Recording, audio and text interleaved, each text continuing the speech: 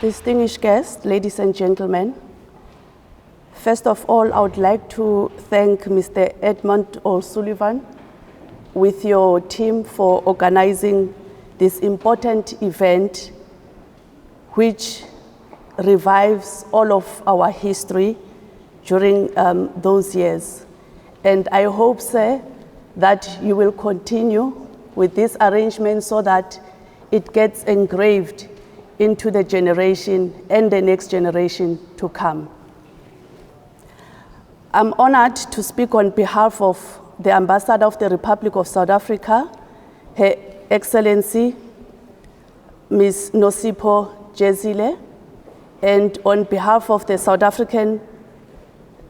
on behalf of the Chief of the South African National Defence Force, General Ruzani Maphanya. And lastly, on behalf of the 15,706 South Africans who fought in Italy in 1944 and 1945 to ensure that Italy and the world gained freedom from Nazi domination. Rome was liberated exactly 80 years ago through the sweat, blood, and sacrifice of so many nations of this beautiful planet of ours. That is why the theme of this conference benefits this occasion. The theme being the liberation of Rome on the 4th of June, 1944, and its contemporary relevance. It is also befitting that this conference is held in Anzio, a place where many Allied infantry casualties were incurred, which was known as the Winter Line, the Anzio Beachhead, and the Gothic Line. It is important to stress that South African soldiers served, fought, and died on the African and European continents in support of the ideals of liberty, equality, and self-determination. Volunteers from across the color spectrum answered the call to serve at home and fight abroad in the Union Defence Force and its constituent parts, including English and Afrikaans-speaking volunteers, and the lesser-known Native Military Corps, the Indian, Malay, and Cape Corps. Ladies and gentlemen, there is no better way to recognize South African contribution to the liberation of Italy during the Second World War than to point out the fact that 26 of our citizens lie buried here in Anzio, 1 at Anzio War Cemetery and 25 at Anzio Beachhead War Cemetery. Many South Africans showed great bravery and courage during the conflict in North Africa and in Italy. We can mention, and especially Private Lucas Majosi, and who was decorated with the Distinguished Service Medal in Egypt for, I quote, his extreme devotion to duty and gallant conduct whilst under continuous enemy fire throughout the night saved lives of many wounded men who would otherwise have died through loss of blood and further wounds. Others, like the Cape Corps Lance Corporal Willem Klute, who received the military medal for his courageous service under the fire as a stretcher bearer during the Battle of Monte Stanco in October 1944. I quote, in the face of persistent mortaring carried out no less than 10 men who had been seriously wounded.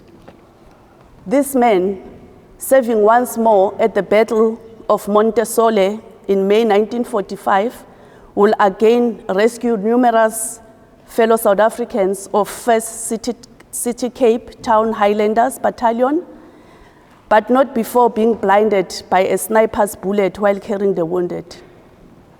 He came back to South Africa after the war, but from that fateful day in Italy would never see his home again. Symbolic of the sacrifice that so many made fighting for freedom.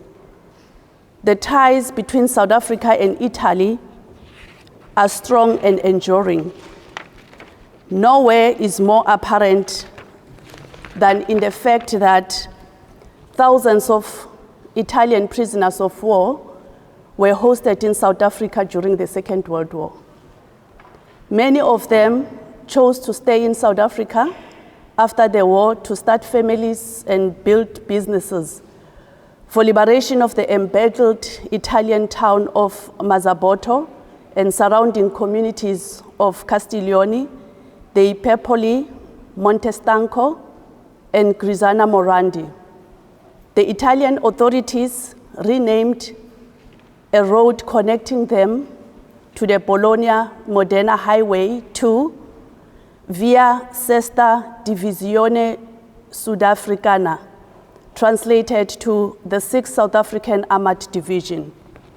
Many touching connections between South Africa and Italy persist to this day.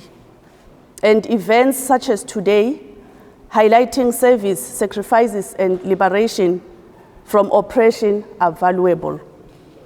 South African soldiers who lived and died for Italian freedom are followed by a new generation who pledged to serve and defend freedom in our countries and the world.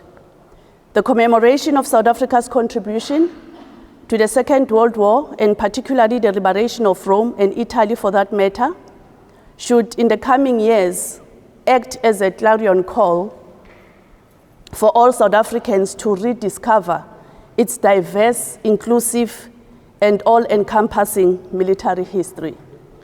In fact, events such as this conference can become the vehicle through which South Africans of all ages and cultures can be encouraged to rediscover its unique contribution to the Italian campaign of the Second World War, and in doing so, build stronger relationship with the people of Italy as we move toward the centennial commemoration of the war over the coming years.